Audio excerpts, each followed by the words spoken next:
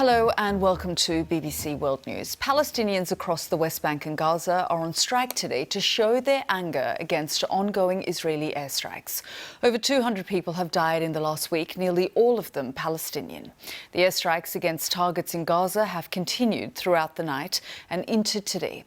The other way, a new barrage of rockets and mortar shells by Palestinian militants into southern Israel have killed 2 workers and injured 7 more. The strike has shuttered businesses across the region, and some of the strikes are on the streets in the West Bank town of Bethlehem. Israeli police used tear gas after clashes with the protesters. Paul Adams reports from Jerusalem. Gaza's punishment continues. More airstrikes at dawn. Israel says this is not over. It doesn't just want the rockets to stop, it wants its opponent crippled. It's been hitting the homes of Hamas leaders and destroying as much of their hardware as possible. Hamas still has plenty of rockets, but launchers are vulnerable.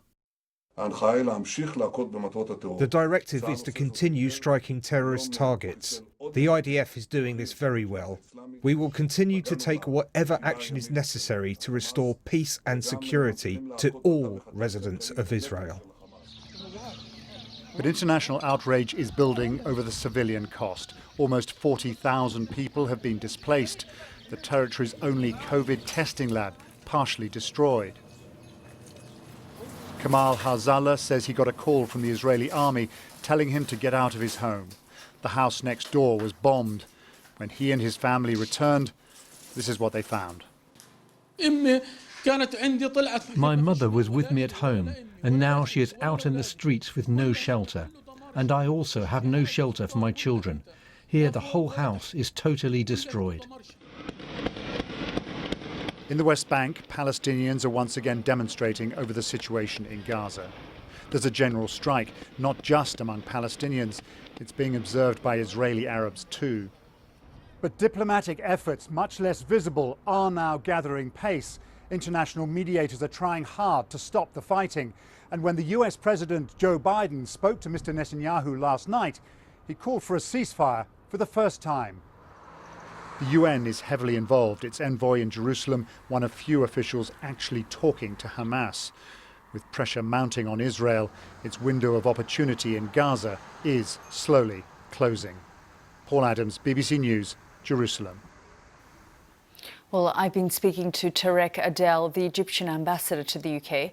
I asked him what conversations Egypt was having directly with Hamas.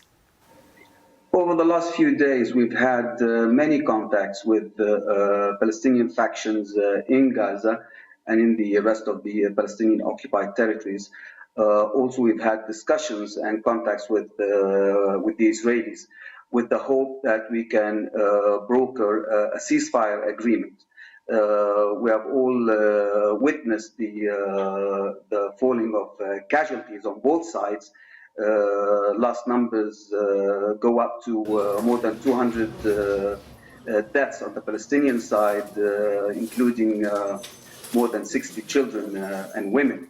Also, there has been casualties on the Israeli side, up to 10 so far. Now, this should stop, and we are hoping that the rest of the international community support us on this, that we need to have a priority in this conflict. The priority right now is to reach a ceasefire agreement, after which we can have a serious discussion on how to resume peace negotiations between the two sides. Just to get it clear, Ambassador, you are talking directly at the moment to Hamas as well? We are talking to all sides that are party to the conflict.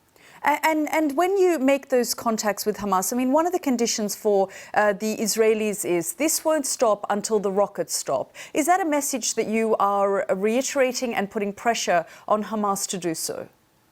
We are using all the diplomatic tools at our disposal to reach a ceasefire agreement. Now, if one side is going to say the other side has to stop first, this is not going to get us anywhere. There has to be an understanding on both sides that the escalation must stop and must stop now. civilian casualties you are in a very falling. unique position, Ambassador, because few people can speak to Hamas directly, and you have been in a position back in 2014 where you were able to broker some kind of fragile ceasefire, but you did broker that. Cairo is very much in the diplomatic driving seat here, so you can put that pressure on Hamas, can't you? You do have leverage over the group. Yes, we are speaking with them, and we have indication that they would be willing to adhere to a ceasefire agreement if the Israelis on the other side adheres to it. And again, that's part of the problem of what you're saying. Both sides are saying, well, the other side has to stop first. So where does this end? Well, I'm seeing and I'm hearing that the Israelis are saying that they have some goals to achieve and that they are only going to pursue these goals, which may take a day, 2 days, 3 days, whatever it takes. Now, which means that we cannot have a ceasefire agreement now.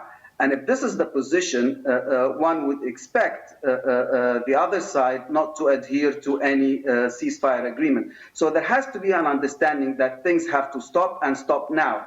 There are casualties that are falling on both sides, and this is not time to blame one side or the other.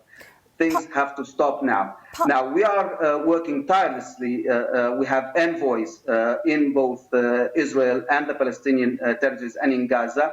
And we hope that our partners, including the UK, would weigh in on those efforts in order to bear pressure on the Israelis as we are bearing pressure on the Palestinian side.